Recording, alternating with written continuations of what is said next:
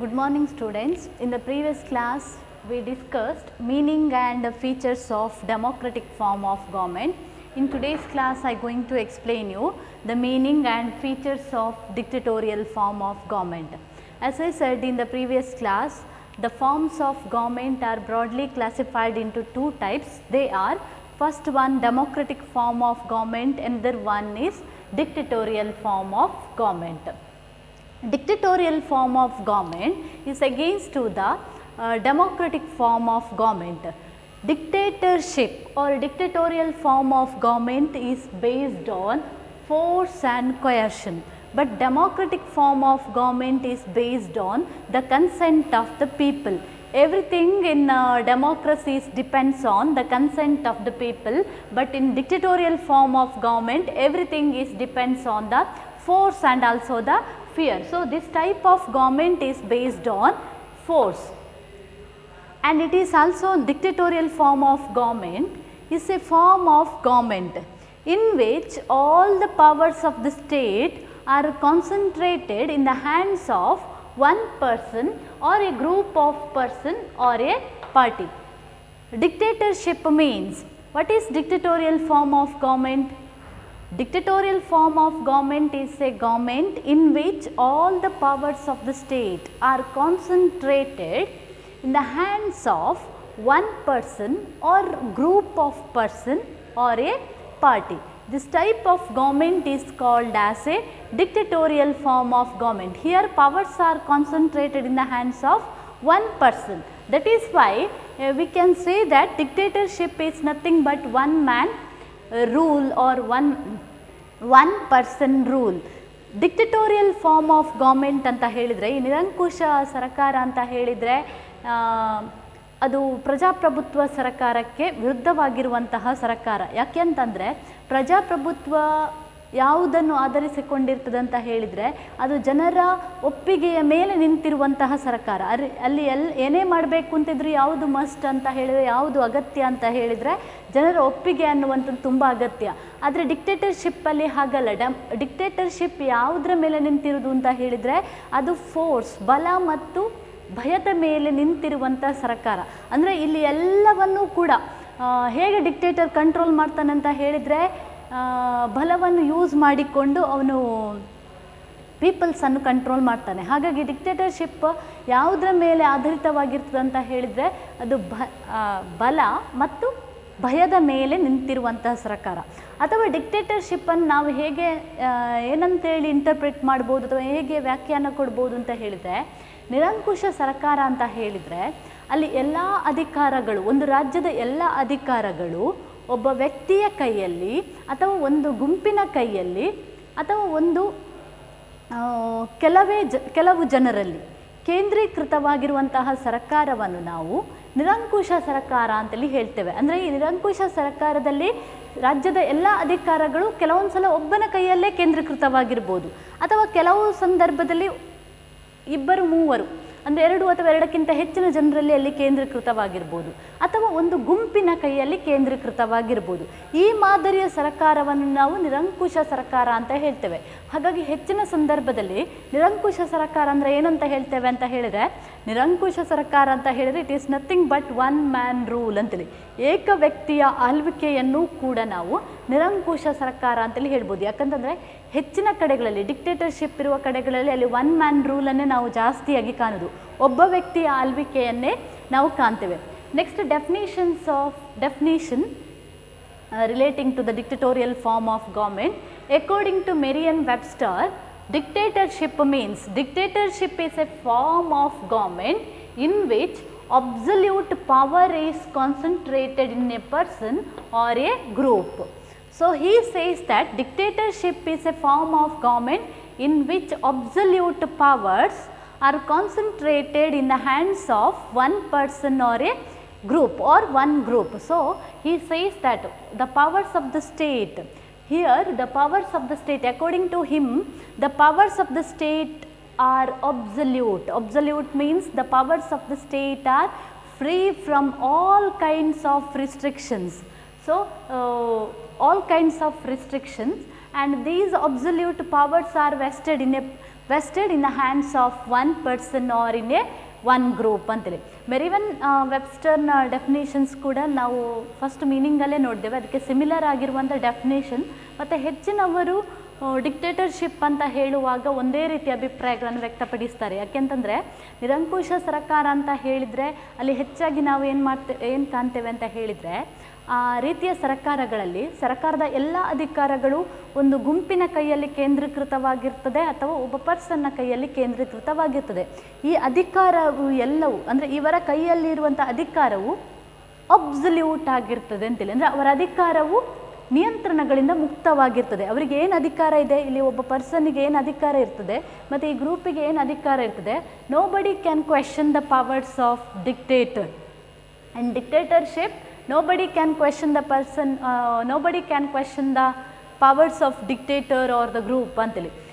ಇಲ್ಲಿ ಅವರಿಗೆ ಏನು ಅಧಿಕಾರಗಳು ಸಿಕ್ಕಿರ್ತದೆ ಅದೆಲ್ಲ ನಿಯಂತ್ರಣಗಳಿಂದ ಮುಕ್ತವಾಗಿರ್ತದೆ. ನಿಯಂತ್ರಣಗಳಿಂದ ಮುಕ್ತವಾಗಿರ್ತದೆ ಅಂತ ಹೇಳಿದರೆ ಯಾರೂ ಕೂಡ ಅದನ್ನು ಕಂಟ್ರೋಲ್ ಮಾಡಲಿಕ್ಕಾಗೋದಿಲ್ಲ ಮತ್ತು ಯಾರೂ ಕೂಡ ಇವರಿಗಿರುವಂಥ ಅಧಿಕಾರವನ್ನು ಯಾರೂ ಕಂಟ್ರೋಲ್ ಮಾಡಲಿಕ್ಕೂ ಆಗೋದಿಲ್ಲ, ಯಾರು ಅದನ್ನು ಕ್ವೆಶ್ಚನ್ ಮಾಡಲಿಕ್ಕೂ ಆಗುವುದಿಲ್ಲ ಅಂತೇಳಿ. ಸೊ ಈ ಥರವಾದಂಥ ಸರ್ಕಾರವನ್ನು ನಾವು ನಿರಂಕುಶ ಸರ್ಕಾರ ಅಂತೇಳಿ ಹೇಳ್ತೇವೆ. We can understand the meaning of dictatorial form of government in a better way by discussing the features of dictatorial form of government.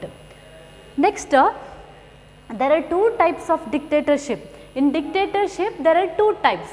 One is modern dictatorship, one is ancient dictatorship and second one is modern dictatorship. So these are the two kinds of dictatorship.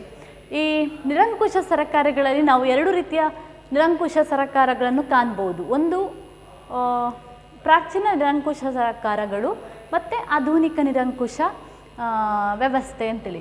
ಈಗ ಏನು difference, what is the main difference between modern dictatorship and ancient dictatorship? First one, modern dictatorship is permanent in nature but ancient dictatorship is temporary in nature ಅಂತೇಳಿ. ಆಧುನಿಕ dictatorship ಅನ್ನುವಂಥದ್ದು permanent, ಅದು ಶಾಶ್ವತವಾಗಿರ್ತದೆ. ಆದರೆ ancient dictatorship ಅದು temporary ಆಗಿರ್ತದೆ, ತಾತ್ಕಾಲಿಕವಾಗಿರ್ತದೆ.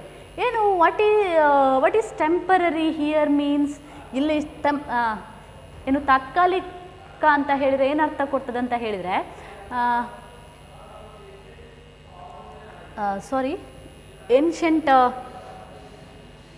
ancient dictatorship is temporary in nature. Ancient dictatorship is temporary in nature means in ancient period usually Romans, example for the ancient dictatorship is Romans. Usually in the ancient periods Romans appointed the dictator to solve the crisis. When the crises are solved, the dictators are removed from the power ಅಂತೇಳಿ. In the ancient period the Romans appointed the dictator to solve some crises ಅಂತೇಳಿ. As soon as the crises are resolved, the dictators are removed from the power. ಅಂದರೆ especially ಈ ancient ಪೀರಿಯಡಲ್ಲಿ ನಾವು ಪ್ರಾಚೀನ ರೋಮನ್ರು ಏನು ಮಾಡ್ತಿದ್ರು ಅಂತ ಹೇಳಿದರೆ ಡಿಕ್ಟೇಟರ್ಸನ್ನು ಅಪಾಯಿಂಟ್ ಮಾಡ್ತಿದ್ರು. ಅಂದರೆ ಅಲ್ಲಿ ಜನರಲ್ ಡಿಕ್ಟೇಟರ್ಸನ್ನು ಅಪಾಯಿಂಟ್ ಮಾಡ್ತಿದ್ರು. ಯಾಕೆ ಅಂತ ಹೇಳಿದರೆ ಕೆಲವೊಂದು ತುರ್ತು ಪರಿಸ್ಥಿತಿಗಳನ್ನು ನಿಭಾಯಿಸೋದಕ್ಕೋಸ್ಕರ, ಕೆಲವೊಂದು ಸಮಸ್ಯೆಗಳನ್ನು ನಿಭಾಯಿಸೋದಕ್ಕೋಸ್ಕರ ಅವರು ಡಿಕ್ಟೇಟರ್ಸನ್ನು ಅಪಾಯಿಂಟ್ ಮಾಡ್ತಿದ್ರು. ಆ ಸಮಸ್ಯೆ ಪರಿಹಾರ ಆದ ನಂತರ ಏನು ಮಾಡ್ತಿದ್ರು ಅಂತ ಹೇಳಿದರೆ ಈ ಡಿಕ್ಟೇಟರನ್ನು ಪವರಿಂದ ಕೆಳಗೆ ಇಳಿಸ್ತಿದ್ರು. ಇದನ್ನು ನಾವು ಏನ್ಷಿಯಂಟ್ ಡಿಕ್ಟೇಟರ್ಶಿಪ್ಪಲ್ಲಿ ಕಾಣ್ತೇವೆ.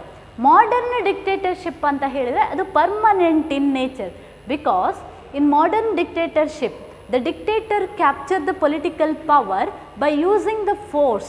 By using the force he captured the political power and he remained in power as long as he controlled the people ಅಂತೇಳಿ. ಮಾಡರ್ನ್ ಡಿಕ್ಟೇಟರ್ಶಿಪ್ ಯಾಕೆ ಪರ್ಮನೆಂಟ್ ಅಂತ ಹೇಳಿದರೆ, ಈ ಥರದ ಡಿಕ್ಟೇಟರ್ಶಿಪ್ಪಲ್ಲಿ ಡಿಕ್ಟೇಟರ್ ಹೇಗೆ ಅಧಿಕಾರಕ್ಕೆ ಬಂದಿರ್ತಾನೆ, ಅಧಿಕಾರ ಅಂತ ಹೇಳಿದರೆ ಪವರನ್ನು ಉಪಯೋಗಿಸಿಕೊಂಡು, ಬಲವನ್ನು ಉಪಯೋಗಿಸಿಕೊಂಡು ಇವನು ಅಧಿಕಾರಕ್ಕೆ ಬಂದಿರ್ತಾನೆ. ಮತ್ತು ಎಲ್ಲಿ ತನಕ ಅಧಿಕಾರದಲ್ಲಿರ್ತಾನೆ ಅಂತ ಹೇಳಿದರೆ, ಎಲ್ಲಿ ತನಕ ಅವನು ಜನರನ್ನು ಕಂಟ್ರೋಲಲ್ಲಿ ಇಟ್ಕೊಂಡಿರ್ತಾನೆ, ಅಂದರೆ ಬಲವನ್ನು ಉಪಯೋಗಿಸಿ ಜನರನ್ನು ಕಂಟ್ರೋಲಲ್ಲಿ ಇಟ್ಕೊಂಡಿರ್ತಾನೆ, ಅಲ್ಲಿ ತನಕ ಅವನು ಅಧಿಕಾರದಲ್ಲಿ ಇರ್ತಾನೆ. ಯಾವಾಗ ಅವನು ಜನರನ್ನು ಕಂಟ್ರೋಲ್ ಮಾಡಲಿಕ್ಕಾಗೋದಿಲ್ಲ ಆವಾಗ ಅವನನ್ನು ಜನರೇ ಅಧಿಕಾರದಿಂದ ಕೆಳಗಿಳಿಸ್ತಾರೆ. ಅಷ್ಟರ ತನಕ ಅವನೇನಾಗಿರ್ತಾನೆ, ಸೇಫ್ ಆಗಿರ್ತಾನೆ ಅಧಿಕಾರದಲ್ಲಿ. ಹಾಗಾಗಿ he always used force to control the people ಅಂತೇಳಿ. ಆಗ ಮಾತ್ರ ಅವರು ಅಧಿಕಾರದಲ್ಲಿ ಇರಲಿಕ್ಕೆ ಸಾಧ್ಯ. Example for the modern dictatorship or Hitler, Mussolini et cetera. Hitler, Mussolini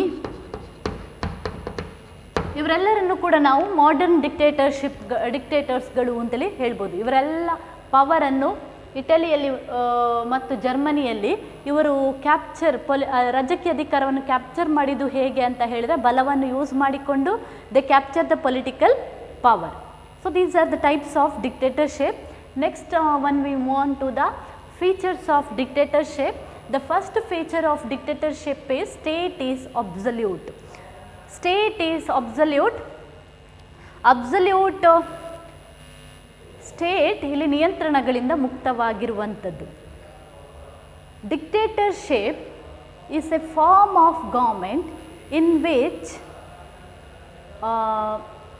in which more importance is given to the state rather than the individual.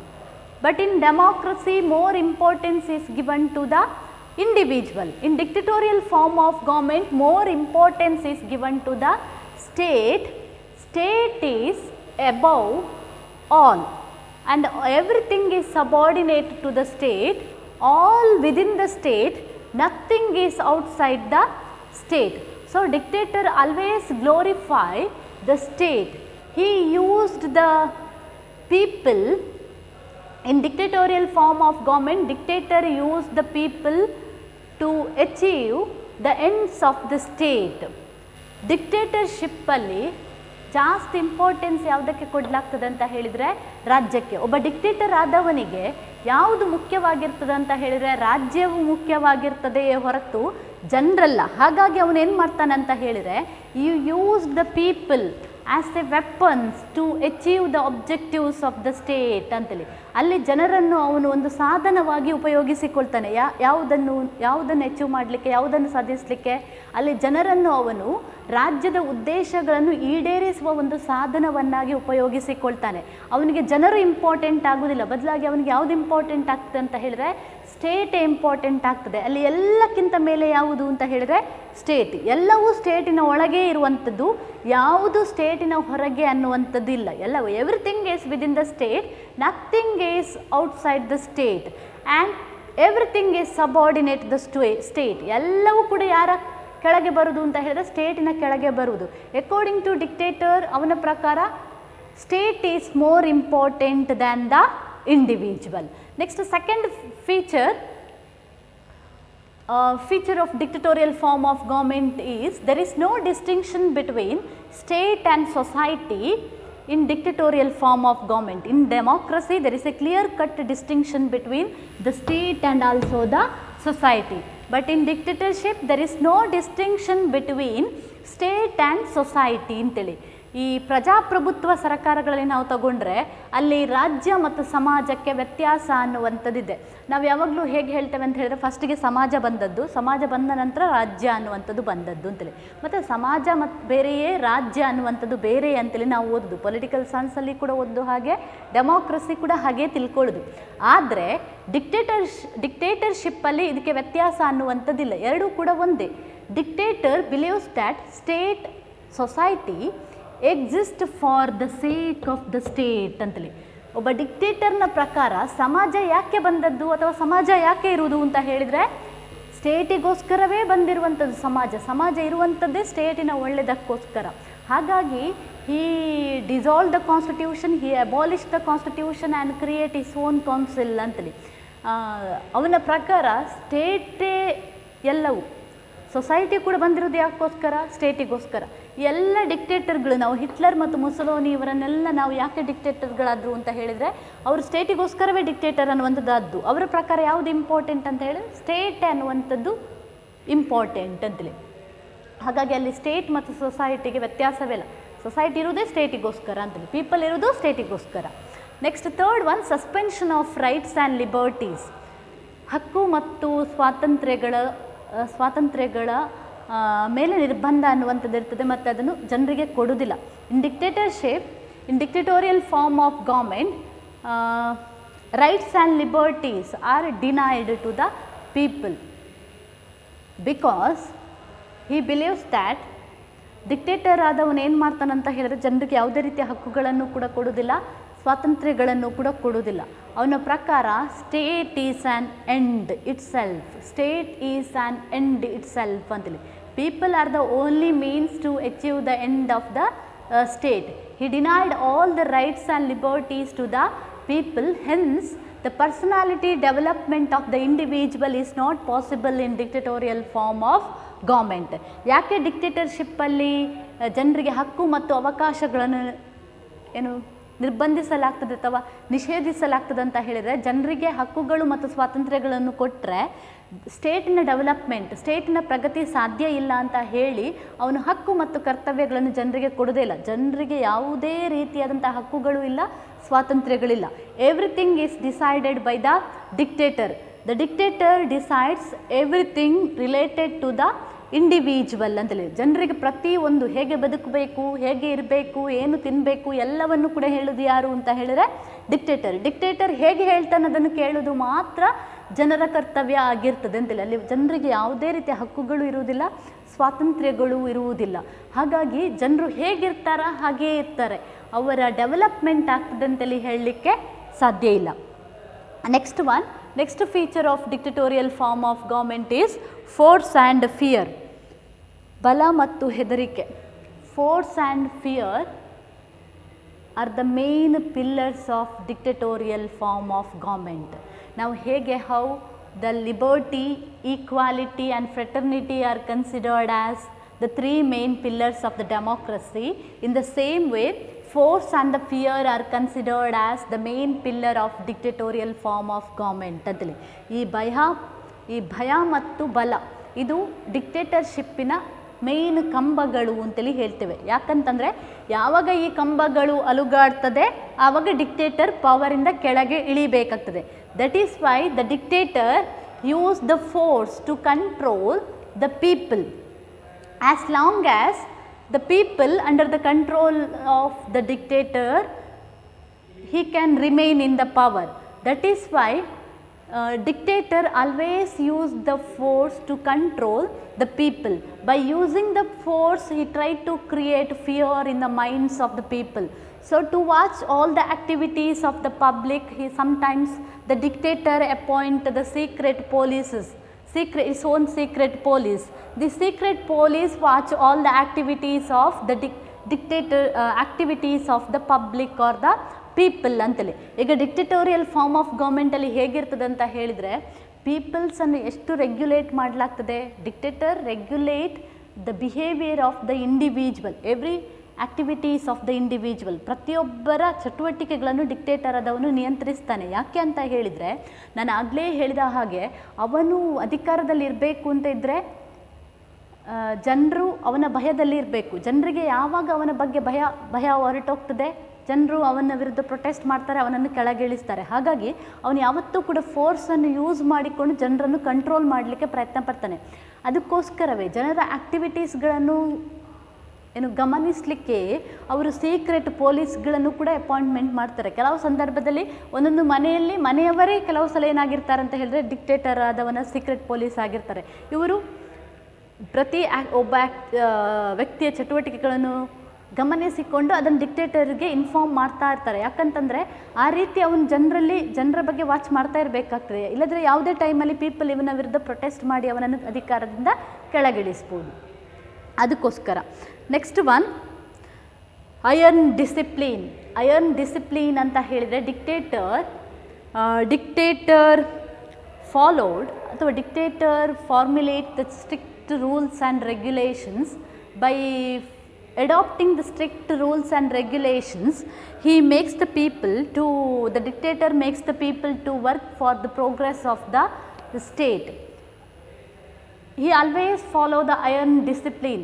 By formulating and adopting the strict rules and regulations, he control all the people and make the people to work for the progress of the state.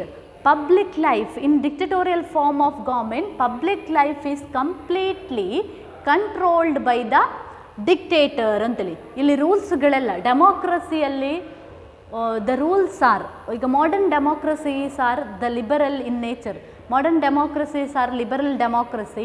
ಇವತ್ತಿನ ನಾವು ಪ್ರಜಾಪ್ರಭುತ್ವವನ್ನು ನೋಡಿದರೆ ಎಲ್ಲವೂ ಕೂಡ ಉದಾರವಾದಿ ಪ್ರಜಾಪ್ರಭುತ್ವಗಳೇ ಆಗಿರ್ತದೆ. ಯಾಕೆಂತಂದರೆ ಇಲ್ಲಿರುವಂಥ rules and ರೆಗ್ಯುಲೇಷನ್ಸ್ಗಳು ತುಂಬ ಉದಾರವಾಗಿರ್ತದೆ, ತುಂಬ ಕಷ್ಟಕರ ಅನ್ನುವಂಥದ್ದು ಆಗಿರುವುದಿಲ್ಲ.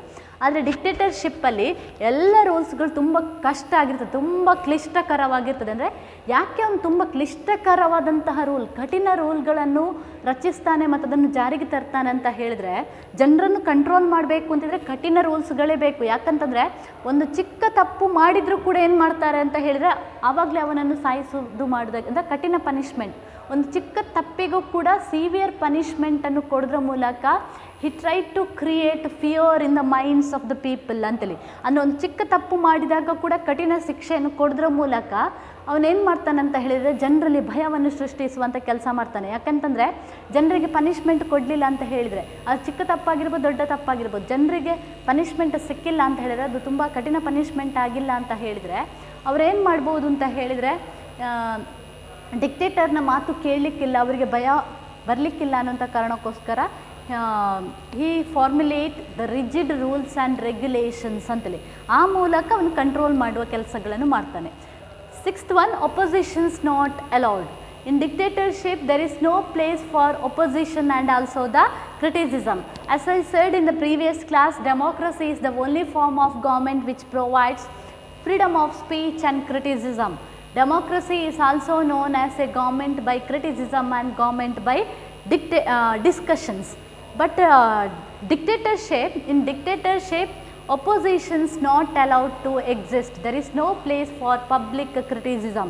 In case if any people criticize the activity or actions of the dictator, such person can be severely punished or penalized. So this type of environment ಅನ್ನುವಂಥದ್ದು exist in the dictatorial form of government. Dictatorship ಅಲ್ಲಿ ಯಾರಿಗೆ ಕೂಡ ಮಾತಾಡುವಂಥ ಸ್ವಾತಂತ್ರ್ಯವೂ ಇರುವುದಿಲ್ಲ, ಟೀಕೆ ಮಾಡುವಂಥ ಸ್ವಾತಂತ್ರ್ಯ ಅನ್ನುವಂಥದ್ದು ಮೊದಲೇ ಇರುವುದಿಲ್ಲ. ಹೇಗೆ ಮಾತಾಡಬೇಕು ಅನ್ನೋದನ್ನು ಕೂಡ ಯಾರು ಡಿಸೈಡ್ ಮಾಡ್ತಾನೆ? ಡಿಕ್ಟೇಟರ್ ಆದವನೇ ಡಿಸೈಡ್ ಮಾಡ್ತಾನೆ. ಎಷ್ಟು ಮಾತಾಡಬೇಕು, ಹೇಗೆ ಮಾತಾಡಬೇಕು, everything is decided by the dictator. ಅಷ್ಟು ಮಾತ್ರ ಅಲ್ಲದೆ ಯಾರಾದರೂ ಒಬ್ಬ ಡಿಕ್ಟೇಟರನ್ನು ಟೀಕೆ ಮಾಡಿದರೆ ಅವನನ್ನು ಏನು ಮಾಡಲಾಗ್ತದೆ ಅಂತ ಹೇಳಿದ್ರೆ ಕ್ರೂರವಾಗಿ ಪನಿಷ್ ಮಾಡಲಾಗ್ತದೆ, ಅವನಿಗೆ ಕ್ರೂರವಾಗಿ ಹಿಂಸಿಸಲಾಗ್ತದೆ. ಆಗ ಉಳಿದವರು ಏನು ಮಾಡ್ತಾರೆ ಅಂತ ಹೇಳಿದ್ರೆ ಹೆದರ್ತಾರೆ ಅವನನ್ನು ಕ್ರಿಟಿಸೈಸ್ ಮಾಡಲಿಕ್ಕೆ. ಯಾಕಂತಂದರೆ ಒಬ್ಬ ಕ್ರಿಟಿಸೈಸ್ ಮಾಡಿದಾಗ ಕೂಡಲೇ ಅವನಿಗೆ ಪನಿಷ್ಮೆಂಟ್ ಸಿಕ್ಕಿದರೆ ಮತ್ತು ಯಾರು ಅವನು ಕ್ರಿಟಿಸೈಸ್ ಮಾಡಲಿಕ್ಕೆ ಹೋಗುವುದಿಲ್ಲ. ಈ ರೀತಿಯಲ್ಲಿ he control the people. That is why dictator appoint the secret police. For this purpose only the dictator use the secret appoint the secret police. ಈ ಸೀಕ್ರೆಟ್ ಪೊಲೀಸ್ ಏನು ಮಾಡ್ತಾರೆ ಅಂತ ಹೇಳಿದ್ರೆ ಜನರ ಆ್ಯಕ್ಟಿವಿಟೀಸನ್ನು ಅಬ್ಸರ್ವ್ ಮಾಡ್ತಾ ಇರ್ತಾರೆ. ಯಾರಾದರೂ ಡಿಕ್ಟೇಟರ್ನ ವಿರುದ್ಧ ಏನಾದರೂ ಮಾತಾಡಿದ್ದನ್ನು ಕೇಳಿಸಿಕೊಂಡ್ರೆ ಇಮಿಡಿಯೇಟಾಗಿ ಡಿಕ್ಟೇಟರ್ಗೆ ಇನ್ಫಾರ್ಮ್ ಮಾಡೋದ್ರ ಮೂಲಕ ಅವನನ್ನು ಪನಿಷ್ಮೆಂಟ್ ಕೊಡಲಾಗ್ತದೆ. Next 7th one, control over media. Freedom of press. Freedom of press. Democracy provides freedom of press to both electronic media and also the print media. But dictatorship imposed rigid rules and regulations over the media. There is no freedom of press in dictatorial form of government. Here in dictatorship, a strict censorship is imposed over the media. And apart from that, in dictatorial form of government, media is always used to glorify the role of dictator.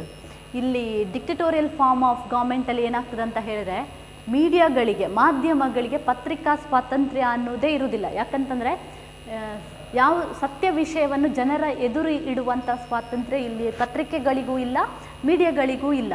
ಇಲ್ಲಿ ಪತ್ರಿಕೆಗಳು ಆಗಿರ್ಬೋದು ಅಥವಾ ಮಾಧ್ಯಮಗಳಾಗಿರ್ಬೋದು, ಇದನ್ನು ಯಾರು control ಮಾಡ್ತಾನೆ ಅಂತ ಹೇಳಿದರೆ dictator ಆದವನು ಕಂಟ್ರೋಲ್ ಮಾಡ್ತಾನೆ. ಅಲ್ಲಿ ಮಾಧ್ಯಮಗಳು ಏನು ಮಾಡ್ತದೆ ಅಂತ ಹೇಳಿದ್ರೆ ಅಲ್ಲಿ ಎಲ್ಲ ಮಾಧ್ಯಮಗಳಲ್ಲೂ ಕೂಡ ಯಾರ ಫೇವರ್ ಆಗಿ ನ್ಯೂಸುಗಳು ಪ್ರಸಾರ ಆಗ್ತದೆ ಅಥವಾ ಪಬ್ಲಿಷ್ ಆಗ್ತದೆ ಅಂತ ಹೇಳಿದರೆ ಡಿಕ್ಟೇಟರ್ನ ಫೇವರ್ ಆಗಿ. ಅವನು ಒಳ್ಳೆಯ ಲಾಗಳು ಮಾಡಲಿ ಕೆಟ್ಟ ಲಾಗಳು ಮಾಡಲಿ, ಅದು ಏನೇ ಮಾಡಿದರೂ ಕೂಡ ಯಾರ ಪರವಾಗಿ ವರದಿಗಳನ್ನು ಪ್ರಸಾರ ಮಾಡಲಾಗ್ತದೆ ಅಂತ ಹೇಳಿದರೆ ಡಿಕ್ಟೇಟರ್ನ ಪರವಾಗಿಯೇ ವರದಿಗಳನ್ನು ಪ್ರಸಾರ ಮಾಡ್ತದೆ. ಅಥವಾ ಅಲ್ಲಿ ಪ್ರೈವೇಟ್ ಚಾನೆಲ್ ಅನ್ನುವಂಥದ್ದಿಲ್ಲ, ಇರೋದು ಒಂದೇ ಚಾನಲ್. ಅದು ಯಾವುದು ಅಂತ ಹೇಳಿದ್ರೆ public channel, government owned channel. Government owned channel ಅಂತ ಹೇಳಿದ್ರೆ ಅಲ್ಲಿ ಎವ್ರಿ ನ್ಯೂಸ್ ಅನ್ನುವಂಥದ್ದು broadcasted or telecasted in favour of the dictator. Next 8th one, extreme nationality. Extreme nationality means mad love towards the nation is always dangerous to the world peace ಅಂತೇಳಿ ನಾವು ಹೇಳ್ತೇವೆ. Extreme nationality. Nationality means love towards the nation or the feeling of oneness is called as a nationality or love towards the nation. ಒಂದು ದೇಶದ ಬಗ್ಗೆ ರಾಷ್ಟ್ರಪ್ರೇಮ ಅಥವಾ ರಾಷ್ಟ್ರಾಭಿಮಾನ ಅನ್ನುವಂಥದ್ದು ಎಲ್ಲ ನಾಗರಿಕರಲ್ಲಿ ಬೇಕಾಗ್ತದೆ. ಆದರೆ ಅದು ಎಕ್ಸ್ಟ್ರೀಮ್ ಆಗಿಬಿಟ್ರೆ ಏನಾಗ್ತದೆ ಅಂತ ಹೇಳಿದರೆ ತುಂಬ ಡೇಂಜರಸ್. ವಿಶ್ವಶಾಂತಿಗೆ ಯಾವತ್ತೂ ಕೂಡ ಅದು ಡೇಂಜರಸ್ ಅಥವಾ ಮಾರಕ ಅಂತೇಳಿ ಹೇಳ್ತೇವೆ. ಆದರೆ ಡಿಕ್ಟೇಟರ್ ಆದವನು ಏನಿರ್ತದೆ ಅಂತ ಹೇಳಿದರೆ ಅವನಲ್ಲಿ ನ್ಯಾಷನಲಿಸಮ್ ತುಂಬ ಎಕ್ಸ್ಟ್ರೀಮಿಗೆ ಹೋಗಿರ್ತದೆ. He always think in terms of his own nation rather than the world peace ಅಂತೇಳಿ. ಒಬ್ಬ ಡಿಕ್ಟೇಟರ್ ಆದವನು ಬೇರೆ ಯಾವುದೇ ದೇಶಗಳ ಬಗ್ಗೆ ಯೋಚನೆ ಮಾಡಲಿಕ್ಕೆ ಹೋಗೋದಿಲ್ಲ. ಅವನಿಗೆ ಅವನ ದೇಶ ಮಾತ್ರ ಇಂಪಾರ್ಟೆಂಟ್ ಆಗ್ತದೆ. ಬೇರೆ ದೇಶ ಏನಾದರೂ ಕೂಡ ಅವನಿಗೆ ಏನು ಲೆಕ್ಕಕ್ಕಿಲ್ಲ. ಅವನ ಪ್ರಕಾರ ಅವನ ದೇಶ ಮಾತ್ರ ಅವನಿಗೆ ಇಂಪಾರ್ಟೆಂಟ್. ಈ ರೀತಿಯ ನ್ಯಾಷನಲಿಸಮನ್ನು ನಾವು ಎಕ್ಸ್ಟ್ರೀಮ್ ನ್ಯಾಷನಲಿಸಮ್ ಅಂತೇಳಿ ಹೇಳೋದು. Extreme nationalism is also one of the important feature of dictatorial form of government. We cannot see in such kind of nationalism in democratic form of government. Democratic form of government gives importance to the world peace and also the security. ಈಗ ಡೆಮೋಕ್ರಸಿಯಲ್ಲಿ ನಾವೇನು ಕಾಣ್ತೇವೆ ಅಂತ ಹೇಳಿದರೆ ಅಲ್ಲಿ world ಪೀಸ್ಗೆ importance ಕೊಟ್ಟದನ್ನು ಕಾಣ್ತೇವೆ. ಆದರೆ ಡಿಕ್ಟೇಟರ್ಶಿಪ್ಪಲ್ಲಿ for dictator his nation is more important rather than the other nation. Last one, hostile to the internationalism. He is always against to the dictator, is always against to the world peace and also the security. By advocating the supremacy of his own state, by involving the violent activities, he always tried to prevent the world peace or the security ಅಂತೇಳಿ. ಒಬ್ಬ dictator ಅಥವಾ dictatorship ಯಾವತ್ತೂ ಕೂಡ ಅಂತಾರಾಷ್ಟ್ರೀಯವಾದಕ್ಕೆ ಅದು ವಿರೋಧಿಯಾಗಿರ್ತದೆ. ಯಾಕಂತಂದರೆ ನಾನು ಆಗಲೇ ಹೇಳಿದ ಹಾಗೆ ಅವನ ದೇಶ ಮಾತ್ರ ಇಂಪಾರ್ಟೆಂಟ್ ಆಗ್ತದೆ, ಬೇರೆ ದೇಶ ಇಂಪಾರ್ಟೆಂಟ್ ಆಗೋದಿಲ್ಲ. But in today we are living in the interdependent world. Every nations requires the help of other nations, whether it is a small nation or the big state. Every nations depends or every nations requires the help of other state for various reason. In such a interdependent dependent world, we can always think in terms of the world peace rather than the national peace. ನಮ್ಮ ದೇಶದ ಒಳಗೆ ಶಾಂತಿ ಮತ್ತು ಭದ್ರತೆ ಇರಬೇಕು ಅಂತ ಹೇಳಿದರೆ ಅದು ಅಂತಾರಾಷ್ಟ್ರೀಯ ಮಟ್ಟದಲ್ಲಿ ಮೊದಲು ಶಾಂತಿ ಮತ್ತು ಭದ್ರತೆ ಇರಬೇಕು. ಅಂತಾರಾಷ್ಟ್ರೀಯ ಮಟ್ಟದಲ್ಲಿ ಶಾಂತಿ ಮತ್ತು ಭದ್ರತೆ ಇಲ್ಲ ಅಂತ ಹೇಳಿದರೆ ನಮ್ಮ ದೇಶದೊಳಗೆ ಶಾಂತಿ ಮತ್ತು ಭದ್ರತೆ ಇರಲಿಕ್ಕೆ ಸಾಧ್ಯವೇ ಇಲ್ಲ. ಆದರೆ ಡಿಕ್ಟೇಟರ್ಶಿಪ್ ಈ ರೀತಿ ವಾದ ಮಾಡುವುದೇ ಇಲ್ಲ. ಅವನಿಗೆ ಅವನ ದೇಶ ಮಾತ್ರ ಇಂಪಾರ್ಟೆಂಟ್ ಆಗ್ತದೆ. ಅವನು ಯಾವತ್ತೂ ಕೂಡ ಅಂತಾರಾಷ್ಟ್ರೀಯ ಶಾಂತಿ ಮತ್ತು ಭದ್ರತೆಯ ಬಗ್ಗೆ ಯೋಚನೆ ಮಾಡುವುದೇ ಇಲ್ಲ. ಹಾಗಾಗಿ ಅವನು ಯಾವತ್ತೂ ಕೂಡ ಯಾವ ರೀತಿ ವರ್ಲ್ಡ್ ಪೀಸಿಗೆ, ವಿಶ್ವಶಾಂತಿಗೆ ಧಕ್ಕೆ ತರುವಂತಹ ಚಟುವಟಿಕೆಗಳಲ್ಲಿ ಅವನು ನಿರತನಾಗಿರ್ತಾನೆ. ಫಾರ್ ಎಕ್ಸಾಂಪಲ್, ಅದಕ್ಕೆ ಬೆಸ್ಟ್ ಎಕ್ಸಾಂಪಲ್ ಹಿಟ್ಲರ್ ಮತ್ತು ಮುಸೋಲಿನಿ ಅಂತೇಳಿ. ದ ಸೆಕೆಂಡ್ ವರ್ಲ್ಡ್ ವಾರ್ ಯಾಕೆ ಆಯಿತು ಅಂತ ಹೇಳಿದರೆ, the main reason for the second world war ಎರಡನೇ ಮಹಾಯುದ್ಧ ಆಗಲಿಕ್ಕೆ ಮೇನ್ ಕಾರಣ ಯಾರು ಅಂತ ಹೇಳಿದರೆ ಇಬ್ಬರು ಡಿಕ್ಟೇಟರ್. ಈ ಹಿಟ್ಲರ್ ಮತ್ತು ಮುಸೋಲಿನಿಯಿಂದಾಗಿಯೇ ನಾವು ಸೆಕೆಂಡ್ ವರ್ಲ್ಡ್ ವಾರ್ ಅಂತೇಳಿ ಆಯಿತು ಅಂತೇಳಿ ಹೇಳ್ಬೋದು. ಯಾಕಂತಂದರೆ ಈ because of the extreme nationalism of Hitler and also the Mussolini, ಈ ಇಬ್ಬರ ಅತಿರೇಕವಾದಂತಹ ದೇಶ ಪ್ರೇಮ, ಅವರವರ ದೇಶ ಏನು ಇಟಲಿ ಮತ್ತು ಜರ್ಮನಿಯ ಬಗ್ಗೆ ಅವರಿಗಿದ್ದಂಥ ಅತಿರೇಕವಾದಂಥ ಪ್ರೇಮವೇ ಸೆಕೆಂಡ್ ವರ್ಲ್ಡ್ ವಾರಿಗೆ ಕಾರಣ ಆಯಿತು ಅಂತೇಳಿ ಕೂಡ ಹೇಳ್ತೇವೆ. So these are some of the features of dictatorial form of government. So in today's class we mainly discussed about meaning of dictatorial form of government, types of dictatorial form of government and features of the dictatorial form of government. Next one is parliamentary and presidential form of government. What is parliamentary form of government and the features of the parliamentary form of government will be discussed in the next class. Thank you.